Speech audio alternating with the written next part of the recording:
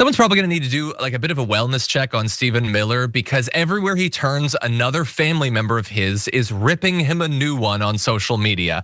The first we're gonna turn to, and the longest, is his cousin, Elisa Casmer, who apparently grew up with him and wrote like kind of like a tell-all book on social media. If you take a look here about her experiences with him, her criticisms of him. We're only gonna read a couple excerpts, but it is like if a person that had grown up with me was left with these feelings about me, it would haunt me. We'll see if it haunts him. She says, in part, a society is only as strong as its most vulnerable, and ours are at our weakest. This is not by accident, but by design. Your design, Stephen, targeting hardworking, vibrant community members who are being terrorized for simply being brown. This was never about criminals or illegal entry. And now, with the passing of this bloated, grotesque bill stuffed with more funding for ICE than most countries spend on their entire military, I'm left speechless. Where does this hateful obsession end? What are you trying to build besides fear? Immigrants were a part of your upbringing. Is this cruelty your way of rejecting a part of yourself? People always ask me, what happened to you? I don't have a clear answer. I can only surmise it was a perfect storm of ego, fear, hate, and ambition. All of it mangled into something cruel and hollow, masquerading as strength. And here's where it hurts even more. We were raised Jewish. We celebrated holidays each year with the reminder to stand up and say never again. But what you were doing breaks that sacred promise. It breaks everything we were taught.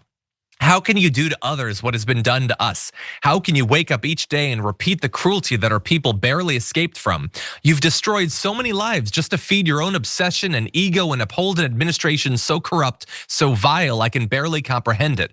As surreal as it all feels, this is reality. As much as I try to disassociate from it, the truth remains. Being this close to such deep cruelty fills me with shame. I am gutted. My heart breaks that this is the legacy you have brought to our family, a legacy I never asked to share with you, and what I now carry like a curse. So that's his cousin. It's very well said. Damn. His uncle, David Glosser, you can see a post that had been put up, obviously attacking Donald Trump.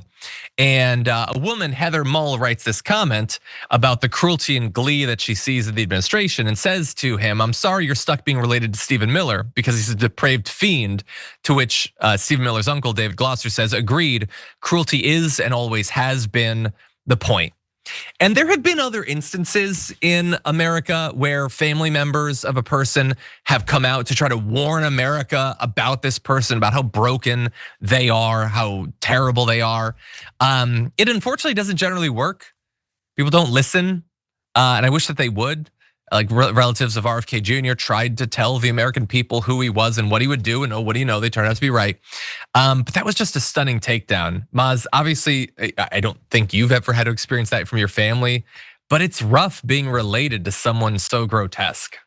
Yeah, people always ask. They go like, "I wonder what tipped Hitler over to becoming Hitler? Like, what was his childhood like?" Or you go back and you reflect these people's childhood. What led them to where they are? And to your point, if you listen to the relatives and the people that grew up with them, you find out a lot of information. And the thing about Stephen Miller, there's even videos of him at a younger age just talking very racisty. And I know that, for example, I believe he was, I think in high school, he said something along the lines of like, we should just throw our trash and let the janitors pick it up because that's what they're supposed to do. I mean, that's the kind of person this guy is. And so when you have relatives telling you things like that, or when you have Donald Trump's mother in the documentary saying when Donald was young, he borrowed a toy from his brother and he wouldn't give it back. I just remember him not giving back the toy. When you hear relatives tell you those things from a young age, these people are damaged and they are mean, and to the cruelty is the point, as his uncle said. And so, yeah,